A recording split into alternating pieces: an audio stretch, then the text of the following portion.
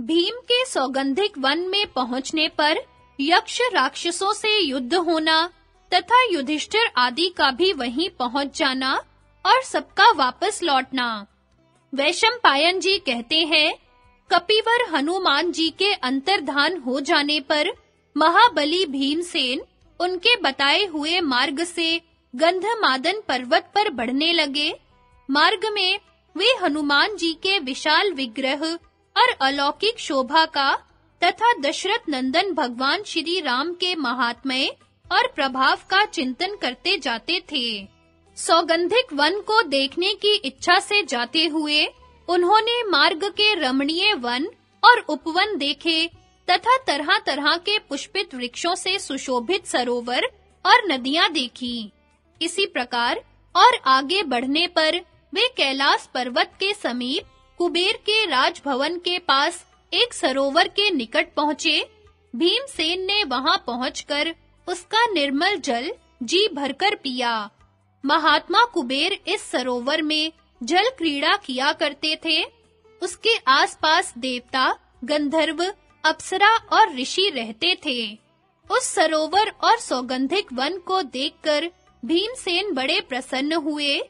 महाराज कुबेर की ओर से हजारों क्रोधवश नाम के राक्षस तरह-तरह के शस्त्र और पहनावों से सुसज्जित हो इस स्थान की रक्षा करते थे। उन्होंने महाबाहु भीम के पास जाकर उनसे पूछा, कृपया बताइए, आप कौन हैं? आपका वेश तो मुनियों का सा है, परंतु आप हथियार भी लिए हुए हैं। कहिए, यहाँ आप किस उद्देश्य से आए हैं? भीमसेन ने कहा, राक्षसों, मेरा नाम भीमसेन है। मैं धर्मराज युधिष्ठिर से छोटा महाराज पांडु का पुत्र हूँ। मैं भाइयों के साथ आकर विशाला में ठहरा हुआ हूँ। यहाँ से वायु से उड़कर एक सुंदर सौगंधिक पुष्प हमारे निवास स्थान पर गया था। उसे देखकर द्रौपदी को वैसे ही और फूल लेने की इच्छा हुई। इसी से मैं यहाँ आया हूँ। राक्षसों ने कहा, पुरुष प्रवर, यह यक्षराज कुबेर का प्रिय क्रीड़ा स्थान है। यहाँ मरण धर्मा मनुष्य विहार नहीं कर सकता। यहाँ देवऋषि, यक्ष और देवता भी यक्षराज से आज्ञा लेकर ही जलपान और विहार आदि कर पाते हैं। फिर आप उनका निरादर करके बलात् कमल क्यों लेना चाहते हैं? और ऐसा अन्याय करने पर भी अपने को धर्मराज का भाई कैसे कहते हैं? आप महाराज की आज्ञा ले लीजिए, फिर जल भी पी सकेंगे और कमल भी ले जा सकेंगे। नहीं तो आप कमलों की तरफ झांक भी नहीं सकते। भीमसेन बोले, राक्षसों, राजा लोग मांगा नहीं करते, यही सनातन धर्म है और मैं किसी भी प्रकार क्षात्र धर्म को छोड़ना नहीं चाहता। यह सुरम्य सरोवर पहाड़ी झरनों से बना है। इस पर कुबेर के समान ही सबका अधिकार है। ऐसे सर्वसाधारण के पदार्थों के लिए कौन किससे याचना करे? ऐसा कहकर भीमसेन उन राक्षसों की उपेक्षा कर स्नान करने के लिए उस सरोवर में उतर पड़े। तब सब राक्षसों ने उन्हें रोका और वे एक साथ ही शस्त्र उठाकर उन पर टूट पड़े। भीमसेन ने भी अपनी यमदंड के समान सुवर्ण मंडिता भारी गदा उठाकर ठहरो ठहरो ऐसा चिल्लाते हुए उन पर आक्रमण किया। इससे राक्षसों का रोष भी बढ़ गया और वे चारों ओर से घेरकर उन पर तोमर और पट्टिश आदि अस्त्र शस्त्रों की वर्षा करने लगे। महात्मा भीम ने उनके सब वारों को विफल कर दिया और उनके शस्त्रों को खंड-खंड करके सरोवर के पास ही सैकड़ों वीरों को बिछा दिया। भीमसेन की मार से पीड़ित और अचेत हुए वे क्रोधवश राक्षस रण से भागे और विमानों पर चढ़कर आकाश मार्ग से कैलाश की चोटियों पर चले गए। उन्होंने यक्षराज कुबेर के पास जाकर बहुत डरते-डरते युद्ध में भीमसेन के बल और पराक्रम का वर्णन किया। इधर भीम सुगंधित रम्य कमलों को बीनने लगे। राक्षसों की बात सुनकर कुबेर बड़े हंसे और बोले, मुझे इन सब बातों का पता है। द्रौपदी के लिए भीमसेन को जितने कमल चाहिए उतने ले जाएं। इससे राक्षसों का क्रोध ठंडा पड़ गया और वे भीमसेन के पास आए। इधर बद्रिका आश्रम में भीमसेन के युद्ध की सूचना देने वाला बड़ा वेगवान, तीखा और धूल बरसाने वाला वायु चलने लगा। वहां बार-बार बड़ी गड़गड़ाहट के साथ पृथ्वी पर उल्कापात होने लगा, जो सबके हृदय में बड़ा भय उत्पन्न कर देता था। धूल से ढक जाने के कारण सूर्य का तेज मंद पड़ गया, पृथ्वी डगमगाने लगी, दिशाएं लाल-लाल हो गई, मृग और पक्षी चीत्कार करने लगे। सब ओर अंधेरा ही अंधेरा छा गया, आंखों से कुछ भी नहीं सूझता था।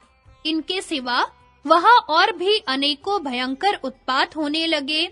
ऐसी विचित्र स्थिति देखकर धर्मपुत्र युधिष्ठिर ने कहा, पांचाली, भीम कहाँ है?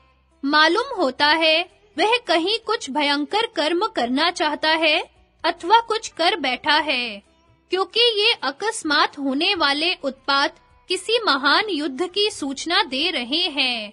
तब द्रौपदी ने कहा, राजन, वायु से उड़कर जो सौगंधिक कमल आया था, वह मैंने प्रेम पूर्वक भीमसेन को भेंट करके कहा था कि यदि आपको ऐसे बहुत से फूल मिल जाएं, तो आप उन्हें लेकर शीघ्र ही आ जाएं। वे महाबाहु मेरा प्रिय करने के लिए उन कमलों की खोज में अवश्य ही पूर्वोत्तर दिशा की ओर गए हैं।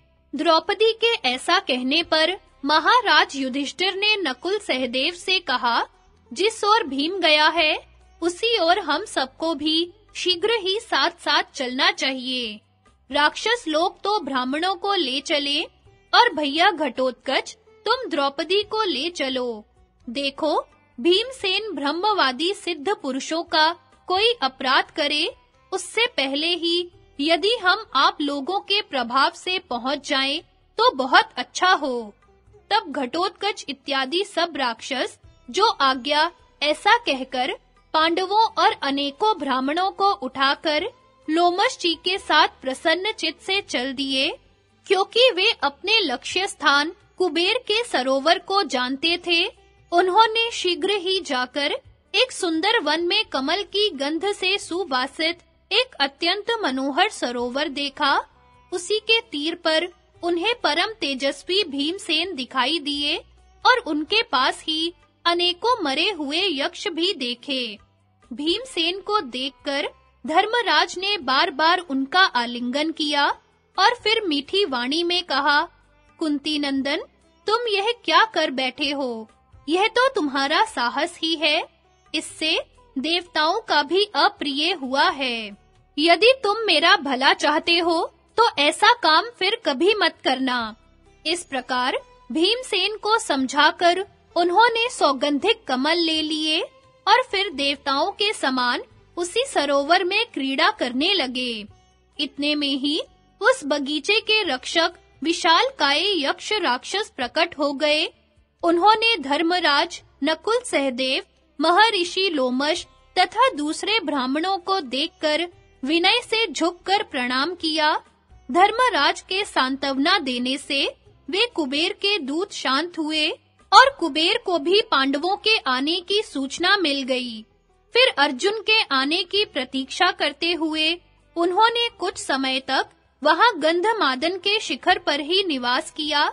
वहां रहते समय एक दिन द्रौपदी भाई और ब्राह्मणों के साथ वार्तालाप करते हुए धर्मराज युधिष्ठिर ने कहा, जहां पहले देवता और मुनियों ने निवास किया है, ऐसे अनेकों पवित्र और कल्याणकारी तीर्थ और मन को आनंदित करने वाले वनों के हमने दर्शन किए हैं। साथ ही जहां-तहां आश्रमों में अनेकों शुभ कथाएं सुनते हुए हमने विशेषतः ब्राह्मणों के साथ तीर्थों में स्नान किया है तथा सर्वदा पुष्प और जल से देव पूजन करते रहे हैं और जैसे कंदमूल फल मिल सके हैं उनसे पितरों का भी तर्पण किया है। इस प्रकार महात्मा लोमश ने हमें क्रमशः सभी तीर्थ स्थानों के दर्शन करा दिए हैं। अब यह सिद्धों से सेवित कुबेर जी का पवित्र मंदिर है। इसमें हमारा प्रवेश कैसे होगा? जिस समय धर्मराज इस प्रकार बातचीत कर रहे थे, उसी समय उन्हें आकाशवाणी सुनाई दी, अब तुम यहाँ से आगे नहीं जा सकते। यह मार्ग बहुत दुर्गम है, इसलिए कुबेर के आश्रम से आगे न बढ़कर तुम जिस मार्ग से आए हो, उसी से श्री नर नारायण के स्थान बद्रिका आश्रम को लौट जाओ।